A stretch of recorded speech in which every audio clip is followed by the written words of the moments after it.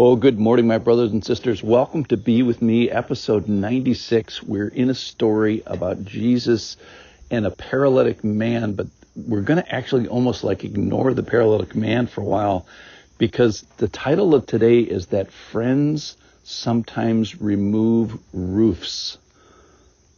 And this is a story about the faith of a man and really the man's friends. This is just an incredible story. This is from Mark chapter 2. Let me just read. I'm going to read half of it today because we can't get to the second half, which has to do with sin and healing. But the first half has a lot to do with friendship. Listen in here. And when he returned to Capernaum after some days, it was reported that he was at home. And many were gathered together, so that there was no more room, not even at the door, and he was preaching the word to them. And they came, bringing him a paralytic, carried by 4 men. And when they could not get near him because of the crowd, they removed the roof above him. And when they had made an opening, they let down the bed on which the paralytic lay. And when Jesus saw their faith, he said to the paralytic, "Son, your sins are forgiven." So Jesus has been, he made his hometown Capernaum. And here Capernaum is actually referred to as his home. So where is Jesus' home? It's in Capernaum. He had been preaching in other towns in Galilee. He returns home. Verse 1, he returns home after a number of days. They report him being home, and then instantly he's mobbed again. And many were gathered together. And there was so much, so he's indoors, and there's no room, not even at the door. So people are pouring out the doors. And again, he is, sacrificially preaching to them.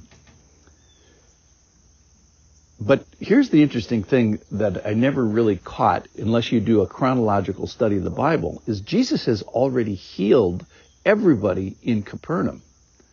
So that means that this paralytic guy is not from Capernaum. So these 4 friends didn't just drag this guy down the street and put him through the roof. They dragged him from afar, from another town, from far away. So these faith friends that we're going to talk about today kind of go way the extra mile. So there's a way the extra mile before we even get to the story. It says and they came. Well, that means they came from somewhere. I never really caught that before. And then they bring him locally to where Jesus is and do the roof thing, which is all great. But I think there's a lot of the story that happens beforehand, because imagine being the paralytic in the first century. Are there wheelchairs then? With neat bicycle tires, and are there wheelchair ramps? Are there good bowel programs? Is there a good decubitus prevention program? I mean, it must have been very, very difficult. So this task that these 4 guys, it tells us how many there were, is intimate and manual, and you need a group. We did it one time in Sunday school. We did this lesson, and we pretended someone was a paralytic.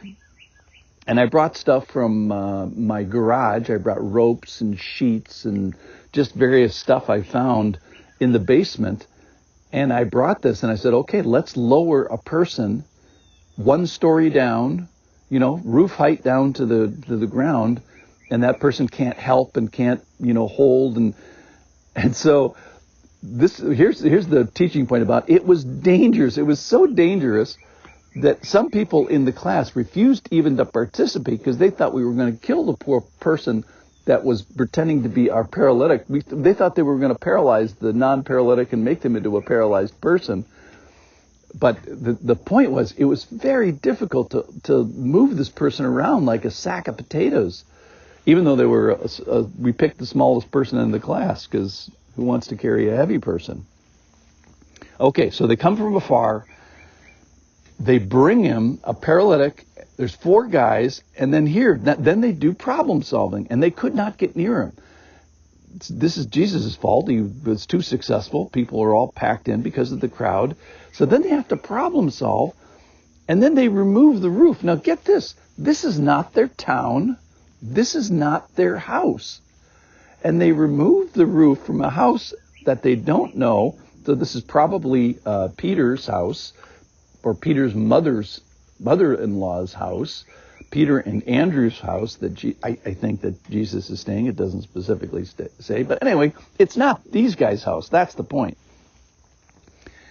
So they removed the roof above him, and when they had made an opening, they let down the bed on which the paralytic lay. So they have some sort of a structure, a bed they call it.